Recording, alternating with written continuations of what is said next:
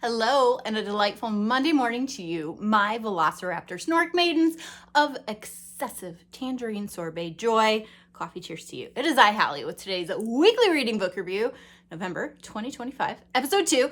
I read 2 books, and we're going to talk about them. One was really big, guys. So anyway, should you like to talk about books and other stories I consumed this week, pour yourself a cup of coffee, and let's talk. Okay, so the first one I finished that took a doozy of a long time. This is B.A. Shapiro's The Lost Masterpiece.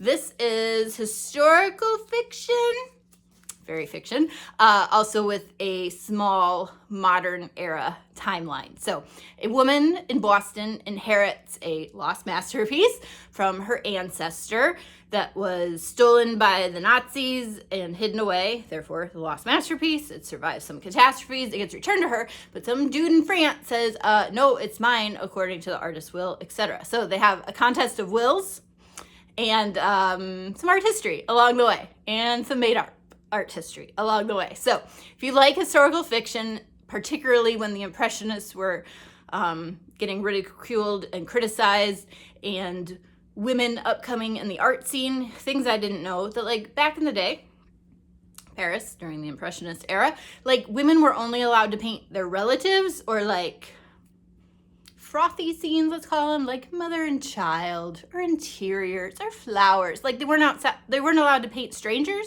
or a landscape with people in it. Why? I don't know, but here we are. So I'm grateful those days are behind us, and I can paint whatever I want. It's amazing, right? Anyway, Lost Masterpiece, B.A. Shapiro, really huge fan of her work. And this one was, it had intriguing mysteries, didn't go where I expected it to. There was some kissing and some affairs and, you know, bohemian artist, man. So that was all there and delightfully artsy. Okay. The next one I read, something completely different, but also art-centric, like I like to call myself. Okay, this is Cast versus Crew, Setting the Stage by Lindsay Champion.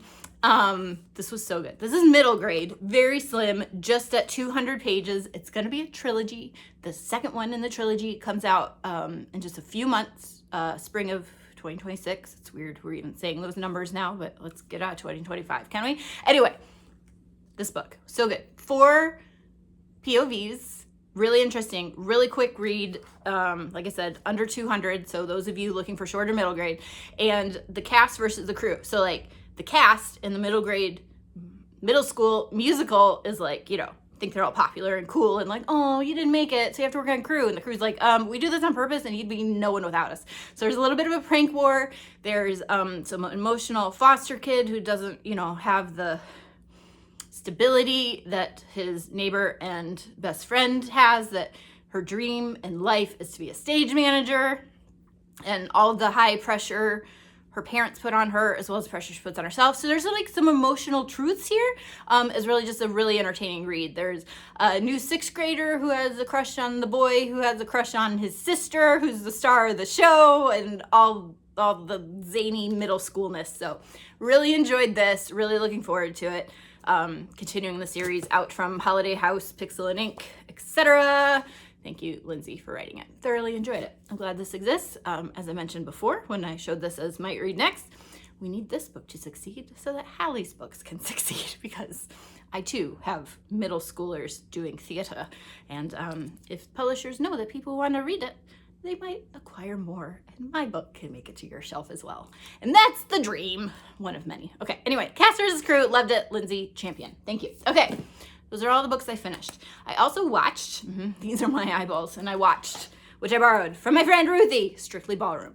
Baz Luhrmann, this was a delight. It was somehow, because Baz Luhrmann, all his movies that I've seen are all Romeo and Juliet death stories, right? Literally Romeo and Juliet, Great Gatsby, Moulin Rouge, spoiler alert, everybody's in love and dies. Nobody dies in this one. It's more a comedy in the vein of Waiting for Guffman or the Best in Show, like that troupe of comedy actors. It's Australian. There's dancing.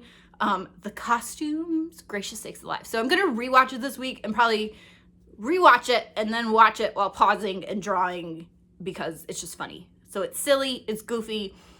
Little bit of a makeover story, but not like glamazon makeover, but just like coming into your own and your passions. And I really loved it. So if you've seen it and loved it, tell me so I don't feel so weird that I missed it. And if you haven't seen it, I would recommend it. Just know that it's goofy and delightful and late 80s, I think. I don't remember. Early 90s. 1993. It all blends together. Okay. Goofy, but lots of sequins. Love it. Okay. Also currently watching, have not finished, Wicked rewatch for reasons. So they just sang The One Short Day in the Emerald City. The costumes, guys. Yes, he won the Oscar. Yes, he deserved the Oscar for the costumes. But all of the group numbers dancing, like my favorite thing in the world. I love it. Just all the details, and I need to learn to dance with vigor. Anyway, I don't dance at all. Okay.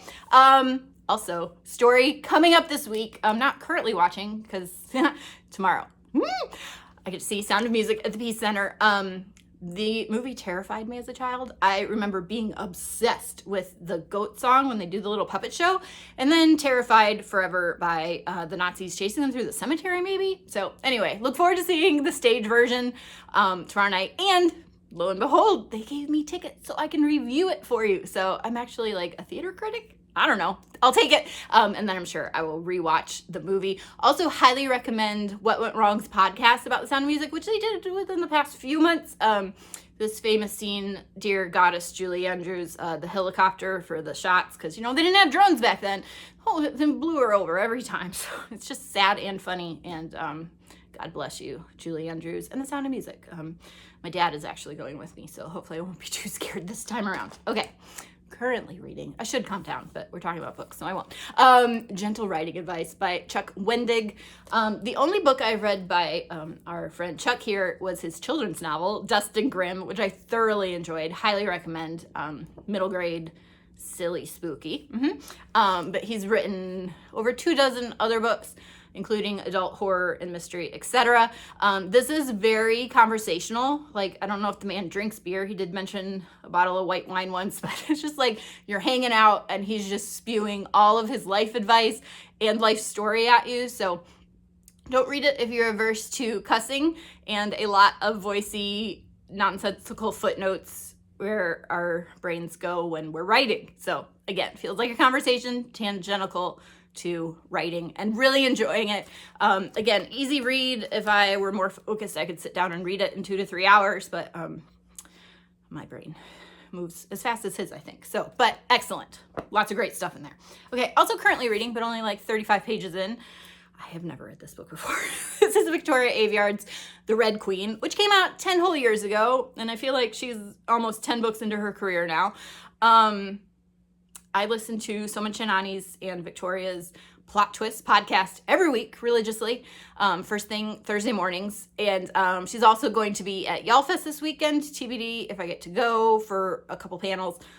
Keep you posted. But anyway, reading that for the first time. So it's very different than I expected because so many fantasies are like kind of medieval era, but like this one has technology and stuff, and I'm really interested. So another large book, and again, I'm only, 36 pages in, but enjoying so far.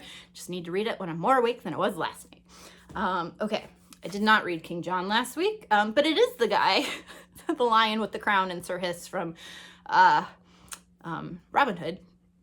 But the real story, no shocker, is actually very different. So I need to read that and King Lear this week to finish half of Shakespeare's canon in this calendar year. We can do it. We can do it. These political plays, guys. Okay, also pulled off the TBR today, just in case, this short adult literary fiction, Rebecca Makkai, huge fan of her work. I don't know why I sounded like a goat when I said that, but Rebecca Makkai, I'm a big fan. So also adore this cover. It's about libraries and the people who borrow books, I assume. And grabbed this. It came out in May. This is an early reader copy. I still haven't read, but author and illustrator. It's middle grade. Pretty sure she's Australian, but she wrote it and drew the pictures. Again, long live Hallie's Dreams as well. So looking forward to that one. Oh, and I should read it for you because I'm looking at it backwards and it's shiny. The Midwatch Institute for Wayward Girls. looks like oodles of fun and adventure there. And my dear friend Tracy, she blessed me yesterday. Look at this beautiful book that wasn't even on my radar. You know I'm obsessed with Asian fiction, particularly Japanese fiction. And look at this stunning cover. How had I not seen this book at the bookstore? Maybe because I've been avoiding the bookstore because I can't buy books right now. This is the Amber Glow Candy Store. Okay, points for this color scheme, right? The teals and the navy and the oranges and the yellows. And I just love it so much. So cute. And that little kitsune foxtail coming out of there. So thank you, Tracy, for this. I'm so looking forward to it. So again, we're coming in just over 200 pages. Nice short fiction in translation. Again, the Amber Glow Candy Store by Kyoko Kurisu. Kurisu? Yeah. Beautiful. Beautiful. So looking forward to that. There's a little penguin stamp on it, so I assume that's where she got it. Okay, I love you guys. That's a lot of stories to take in, and I'm excited. So let me know what stories you're reading, loving, enjoying. I still have so many paintings to finish in my studio, which is exciting. It's just a lot, and I will be finishing my fourth rewatch of High School Musical, the musical, the series with my friend Ruthie today, because she had never seen it, so we've been watching it over the course of this year together.